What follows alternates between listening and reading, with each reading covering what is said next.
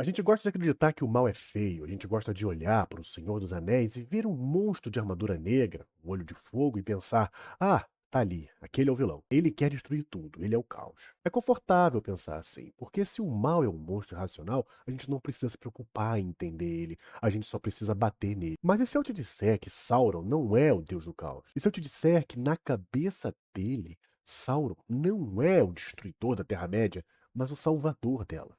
Hoje a gente vai mergulhar fundo, não na lore básica que todo mundo conhece, mas nas cartas, nas notas de rodapé, na filosofia que Tolkien escreveu nas entrelinhas. A gente vai descobrir que o pecado de Sauron não é o ódio, é a eficiência. Sauron é o que acontece quando um gestor, um burocrata perfeito, ganha poder divino e decide que o livre-arbítrio é um erro de sistema que precisa ser corrigido. Não sei se você está almoçando, mas senta aí porque a gente precisa conversar sobre o inferno da perfeição.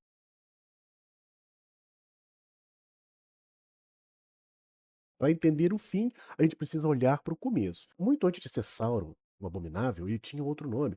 Ele se chamava Mairon, o Admirável. E Mairon não era um espírito da guerra, ele não era um espírito da morte, ele era um artesão. Na mitologia de Tolkien, os anjos, os Valar e os Maiar são divididos por funções. E Mairon era o aluno de Aule, o ferreiro, o deus da matéria, da estrutura, das montanhas. Isso é crucial. Preste atenção nisso. Os outros deuses lidavam com coisas vivas, Yavanna cuidava das árvores, Manwë cuidava dos ventos. Coisas vivas são imprevisíveis. Uma árvore cresce torta, ou o vento muda de direção. Quem lida com a vida precisa ter paciência, precisa saber cultivar. Mas quem lida com a forja é diferente. O ferreiro impõe a vontade dele sobre o metal. O metal não tem querer. Você bate, ele dobra. Você desenha um projeto e o resultado final tem que ser exatamente igual ao projeto. E Myron aprendeu a ver o mundo como um problema de engenharia. Tolkien, na carta 131, que é basicamente a pedra de Roseta para entender a mente do vilão, escreveu a frase mais importante sobre Sauron. Ele disse, abre aspas, ele amava a ordem e a coordenação e detestava toda a confusão e o atrito desperdiçador. Então olha essas palavras, ordem, coordenação. Detestava atrito. O mal de Sauron não nasceu de querer ver sangue, nasceu de olhar para o mundo cheio de elfos cantando, homens brigando, anões cavando e pensar: que bagunça, que desperdício de energia, isso aqui podia ser muito mais eficiente se todos fizessem o que eu dissesse. Sauron não queria queimar a Terra-média, ele queria organizar a Terra-média. Ele olhou para a liberdade das pessoas e não viu beleza, ele viu ineficiência. E como um bom engenheiro, ele decidiu consertar o bug. Muita gente confunde Sauron com o chefe dele, Morgoth ou Melkor, mas eles são opostos polares, e entender essa diferença muda tudo. Morgoth era o primeiro Lorde das Trevas, ele era o puro niilismo. Morgoth tinha inveja de Deus, Eru. Como ele não podia criar a própria vida, ele decidiu que se o brinquedo não podia ser dele, então não ia ser de mais ninguém. E o objetivo final de Morgoth era o nada, o vazio, a destruição total da existência. Ele era um buraco negro de ódio, um anarquista cósmico. Sauron não. Sauron odiava o nada, lembra? Ele ama a coisa feita, ele ama a estrutura. Tolkien explica que Sauron só se juntou a Morgoth porque Morgoth era rápido. Sauron via os outros deuses em Valinor demorando eras para tomar uma decisão, debatendo, respeitando o tempo das coisas. Ele ficava impaciente, ele queria progresso, ele queria resultados. E aí ele olhou para Morgoth, que chegava destruindo tudo e mudando a geografia do mundo na base da força bruta, e pensou: bom, esse cara faz as coisas acontecerem, ele é eficaz. Mas o plano de Sauron nunca foi destruir o mundo. Pensa comigo. Que graça tem ser o senhor da terra se não tiver ninguém para você governar? Que graça tem ser o rei de um cemitério? O Sauron queria súditos, ele queria indústria, ele queria exércitos marchando em sincronia perfeita. Ele queria ser Deus rei de um mundo vivo, produtivo e, acima de tudo, obediente. Ele não é um monstro debaixo da cama, ele é o ditador totalitário que acredita que só ele tem a visão correta para a sociedade. Ele é o burocrata supremo. Isso nos leva à Segunda Era, a Era da Sedução. Quando Morgoth caiu, Sauron teve a chance de se arrepender, e segundo Tolkien, ele até sentiu um pouco de medo e remorso no começo. Ele pensou: beleza, agora eu posso consertar o mundo que Morgoth quebrou. Mas o orgulho dele não deixou ele aceitar o julgamento. Ele achou que os deuses tinham abandonado a Terra-média. Então ele decidiu: deixa que eu resolvo. Ele criou um disfarce, Anatar, o Senhor dos Presentes. Ele não foi até os orcs, ele foi até os elfos, especialmente os ferreiros de Eregion, a galera da tecnologia. Ele chegou para eles não com armas de guerra, mas com uma proposta de consultoria. O problema dos elfos é que eles são imortais no mundo mortal. Eles veem as florestas morrerem, a beleza desaparecer. Eles sofrem com a mudança. Sauron ofereceu a solução tecnológica, os Anéis de Poder. A gente tem que parar de ver os anéis como magia de conto de fadas. Pensa no anel como a tecnologia da informação. Os anéis foram vendidos como dispositivos de preservação. Use isso e o seu reino nunca mais vai envelhecer. O tempo vai parar. Mas o que Sauron fez em segredo? Ele criou um servidor central, ou um anel para todos governar. Isso não é um poema místico, é a descrição técnica de um backdoor, uma porta dos fundos do código de programação da realidade. Um anel foi desenhado para ser o acesso administrador de todo o sistema. O plano era brilhante. Ele distribuiria os anéis para os líderes mundiais, reis elfos, anões, humanos.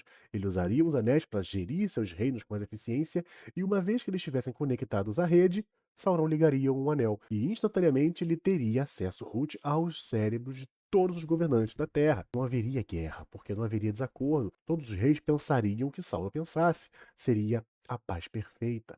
Uma paz sem liberdade, uma paz de colmeia, mas tecnicamente paz. Agora a pergunta de US$ 1 milhão: por que a humanidade caiu tão fácil enquanto os anões resistiram e os elfos fugiram? Sauron entregou 9 anéis para os homens mortais. E eles aceitaram rindo. Por quê? Porque a liberdade dói. Olha para a nossa vida hoje. A gente chama isso de fadiga de decisão. Você acorda e tem que decidir o que vestir, o que comer, que caminho pegar para o trabalho, se deves investir na bolsa ou na renda fixa, quem votar, se aquela notícia é fake news ou não, se aquela imagem é IA ou não. Chegando no fim do dia, você abre o streaming e fica 40 minutos escolhendo um filme e acaba não vendo nada. Eu, por exemplo, sofro muito disso. Porque o seu cérebro não aguenta mais escolher. A escolha gera ansiedade, gera atrito. Sauron oferece o alívio supremo. O anel dizia para os reis: você não precisa mais ter dúvida, você não precisa ter mais medo da morte. Eu te dou poder ilimitado, eu te dou a resposta certa sempre. Você só precisa se aliar ao sistema. É tentador, é muito tentador entregar sua autonomia em troca de segurança e de eficiência. Os homens não viraram Nazgûl porque eram maus, viraram Nazgûl porque queriam ser eficazes, eles queriam vencer a morte e a dúvida, e o preço foi a alma. Falando neles, vamos reavaliar os Nazgûl. Esquece os gritos e os capuzes por um segundo, olha a função deles. Os Nazgûl são o triunfo final da gestão de Sauron. Eles são exemplo do que ele quer fazer com todos nós. Eles não têm rosto, eles não têm nome, não têm vontade própria, eles não dormem, não comem, não pedem férias, não questionam ordens. Eles são eficiência pura. Eles são burocratas do terror. Quando eles caçam fundo no codado, repara como eles agem. Eles não saem queimando tudo. Eles interrogam, eles cruzam dados, eles intimidam vizinhos, eles agem como uma polícia secreta. Nazgûl é o funcionário que vestiu tanto a camisa da empresa que deixou de ser uma pessoa e virou um cargo. Para Sauron, aquilo é o ideal de beleza. Um ser que não gera atrito, um ser que é puramente instrumento das vontades do chefe. A tragédia dos Nazgûl é a perda total do eu. E finalmente chegamos à imagem máxima, o olho. Tolkien, sendo católico e estudioso, entendia muito bem o poder da vigilância. Existe um conceito filosófico chamado panóptico, criado por Jeremy Bentham e explorado por Foucault. Imagina uma prisão redonda com uma torre no meio. O guarda da torre consegue ver todas as celas, mas os presos não conseguem ver o guarda. Como o preso nunca sabe se está sendo vigiado naquele momento exato, ele tem que se comportar bem o tempo todo. Ele começa a vigiar a si mesmo. A disciplina entra na cabeça dele. O olho de Sauron é o panóptico metafísico, e Mordor, ou sob os domínios de Sauron, não existe privacidade. E se não existe privacidade, não existe dissidência. Você não obedece ao Sauron só porque tem um orc com um chicote atrás de você. Você obedece porque ele vê. O peso daquele olhar esmaga a possibilidade de pensar diferente. É a vigilância total como método de governo. Hoje a gente vive cercado de algoritmos que preveem o que a gente quer. Câmeras, rastreamento de dados. A gente vive numa versão light comercial disso. Sauron queria a versão hardcore espiritual. Ele queria um mundo onde nenhum pensamento fosse secreto, porque segredos geram conspirações e conspirações geram desordem. Então qual é a lição real aqui? Sauron perdeu, mas ele não perdeu porque Aragorn era um rei melhor ou porque Gandalf soltava raios mais fortes. Sauron perdeu porque o sistema dele, por ser obcecado por eficiência, era cego para o inútil. Ele calculou exércitos, calculou rota, calculou o medo, mas o algoritmo de Sauron não conseguiu processar a misericórdia. A misericórdia é ineficiente. Poupar a vida de uma criaturinha traiçoeira e inútil como Gollum, como Bilbo e Frodo fizeram, isso é um erro estratégico. Qualquer gestor diria: elimine esse risco. Foi esse erro que salvou o mundo. A Sociedade do Anel era uma bagunça. Hobbits que gostavam de comer, um anão e um elfo que se bicavam, homens falhos, eles paravam para fumar, para cantar, para chorar os mortos. Eles eram ineficientes, eles eram humanos, e hobbits, elfos. E anão. O Sauron foi derrotado pela imprevisibilidade da vida livre, pelo atrito que ele tanto odiava. A mensagem de Tolkien, no fim das contas, é um aviso para nós, obcecados por produtividade, por controle, por otimizar cada segundo da nossa vida. O desejo de eliminar todo o atrito, toda a confusão e toda a dor do mundo é o caminho para Mordor.